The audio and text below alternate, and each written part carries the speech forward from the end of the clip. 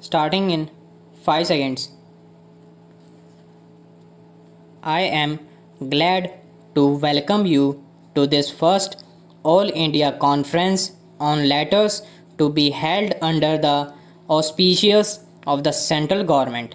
The history of India's achievement in the field of letters extends over millenniums and is evidence of the innate genius of the people and the encouragement and support extended by enlightened kings and other lovers of letters.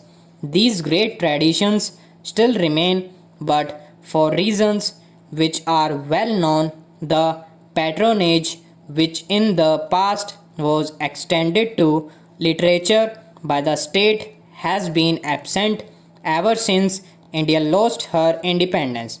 Now that India is free, it is imperative that we try to make up for the lost ground and create conditions in which our language can develop their innate potentialities and contribute to the heritage of the world.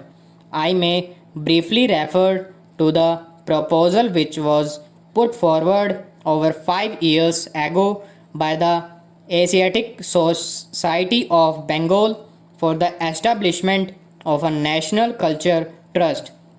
This was to be charged with the task of stimulating and promoting the culture of the country in all its aspects.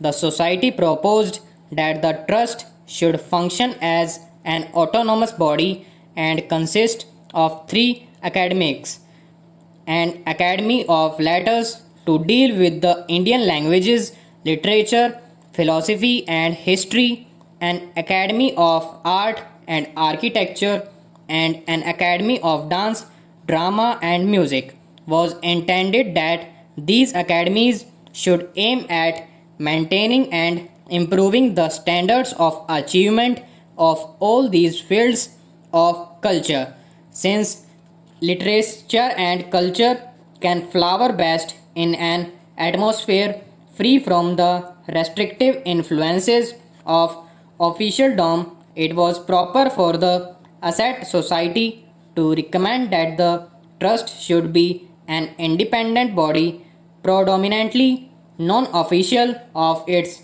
composition, and operate through its own agencies. In order to give greater freedom to the trust and made to independently of annual grants from the central and provincial governments, the society also proposed that an endowment of 4 crores of rupees should be created. The proposals were referred to the Central Advisory Board of Education, which asked one of its committees to examine them. Accordingly, it was recommended that the central government should contribute half the amount while the provincial governments and the Indian states should contribute the balance. You are all aware that ever since the attainment of independence, the country has been passing through a period of difficulty. As you know, the financial difficulties still continue, and this is not certain when the government will be in a position to carry out its program in respect of the trust. Nevertheless, a beginning has been made, and an All India Conference on Art was held at Kolkata in August 1949, as a result of which an advisory body on art was set up. We have decided to hold the conferences on letters and on dance, drama, and music during the current year so that the advisory bodies for these subjects may also be set up without further delay. In the pursuance of this decision that we have met today, and I am hopeful that your deliberation will help us the attainment of our objectives. I am glad to find this array of non official talent in this assembly, the more so as the importance of non official initiative in the fields of culture cannot be overemphasized.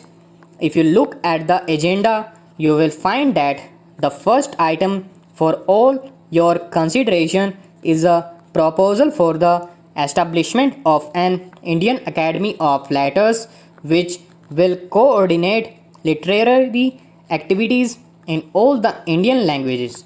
Coordinate is perhaps an unfortunate word because all literary creation is an expression of the freedom of the spirit and does not lend itself to control an organization.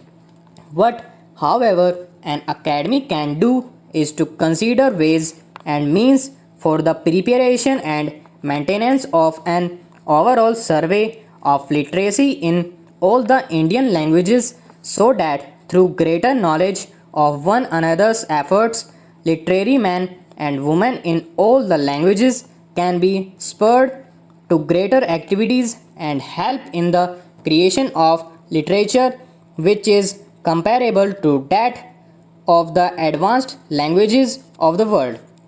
So long as there was an alien government in the country, the people were suspicious of any governmental interference in the sphere of literature and culture. This was natural, for the people feared that such interference would have political implications. Today, with the establishment of a national government, there need be no such political fears, and some people, in fact, accept the government to be entirely responsible for the development of our languages. I would, however, like to state that even a national government cannot and should not be expected to develop literature and culture through official orders. The government should certainly help both by material assistance and by creating an atmosphere which is congenial into cultural activities, but the main work of the development of literature and culture must be the responsibility of individuals endowed with talent and genius. Stop.